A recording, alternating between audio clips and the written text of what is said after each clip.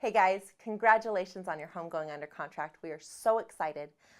We wanted to send you over a quick email and just run through some basic dates, let you know kind of a snapshot of what's going to happen next in the transaction. Your first deadline is going to be the seller's property condition disclosures. You've probably already filled this out, but if you haven't, it's the 5 or 6 page document that kind of goes through a real question and answer about your property, the condition that it's in, and any work that you've done to it. If you've got any questions while filling this out, please don't hesitate to call Robin or myself. If you've already filled it out, we'll go ahead and send that over to them right away. The next deadline will be the due diligence deadline. Now, where the seller's property condition disclosures deadline was really your deadline, due diligence is a time for the buyers to go through and do their evaluations and inspections. So there's not too much you'll do during this time. The main thing is to make the home accessible to the inspector when they set that up. So we'll call and schedule that with you. When the inspector goes through, anytime the buyer goes through to evaluate the home, it's just really important that you have it in that same show-ready condition that it was the first time they went through. Obviously, they built a connection to the property. They submitted an offer. We want to keep that connection going.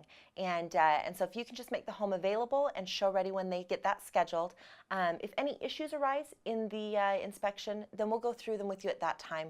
We're going to basically evaluate the things that they request, see if there's any safety concerns, see if there's anything that really pertains to the functionality of the property, respond to those, and just keep the transaction moving forward. We're also during this time really going to work to secure a backup offer.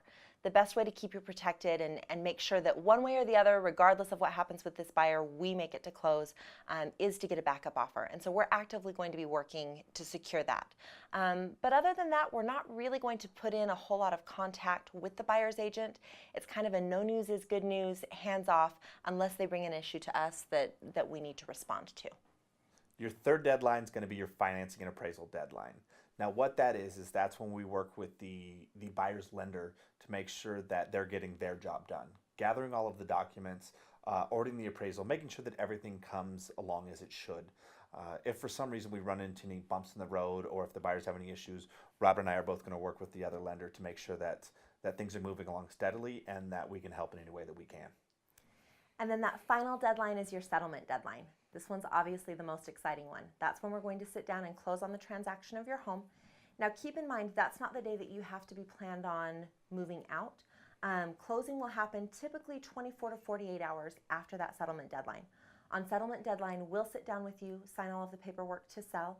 The buyers will sit down with their agent, sign all of the paperwork to purchase. If they're obtaining financing, that's going to be sent off to their lender. They'll check off on everything, sign off on it, send it back with the funds. Those will all be dispersed and then it will record with the state. So all of that, like I said, takes about 24 to 48 hours after we sign. And then based on when possession is set up, you'll turn over possession either right when we close or predetermined time after that.